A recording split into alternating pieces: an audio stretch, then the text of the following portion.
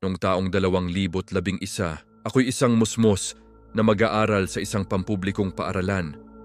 Ikalawang baitang pa lamang ako noon. Payak ang mundo ko, 10 pisong baon, basang tuhod sa kakalaro at tawanan hanggang uwian. Hindi ako ang pinakamatalino sa klase, pero marahil isa ako sa pinakamasaya. Isang Biyernes ng hapon, buwan ng Oktubre. Huling araw bago ang semestral na bakasyon, oras ng paglilinis sa silid-aralan. 10 kaming sweepers. May nagwawalis, may nagbubura ng pisara, at ako kasama ang kaklase kong si Bel na atasang magtapon ng basura.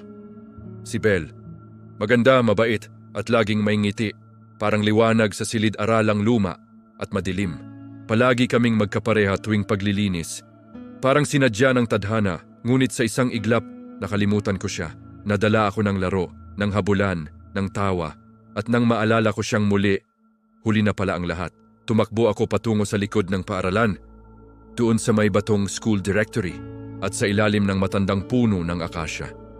Nakita ko si Bel, nakatayo, nakatalikod, parang may kausap.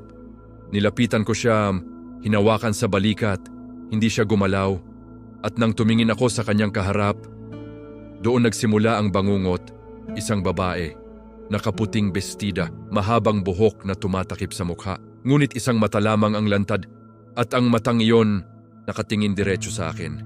Biglang nagsalita si Bel sa wikang hindi ko maunawaan. At ang babae, sumabay, parang dasal, parang sumpa, parang wika ng mga patay. Dumating ang iba naming kaklase. Isa-isa silang napasigaw, isa-isa silang tumakbo palayo. Ako, nanginig, nanlambot.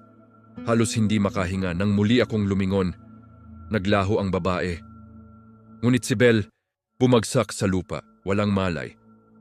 Sa pagitan ng akasya at ng batong may mga pangalang nakaukit. Dinala siya sa ospital. Sinabi ng mga guro, lipas gutom lamang daw. Ngunit kami, ang siyam na saksi, alam naming may ibang nangyari. Nang bumalik si Bel makalipas ang 1 linggo, hindi na siya ang dati, tahimik, madalang magsalita.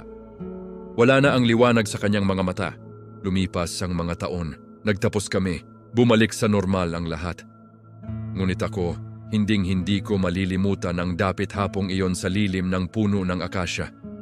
Hanggang ngayon, isa lamang ang tanong ko sa aking sarili.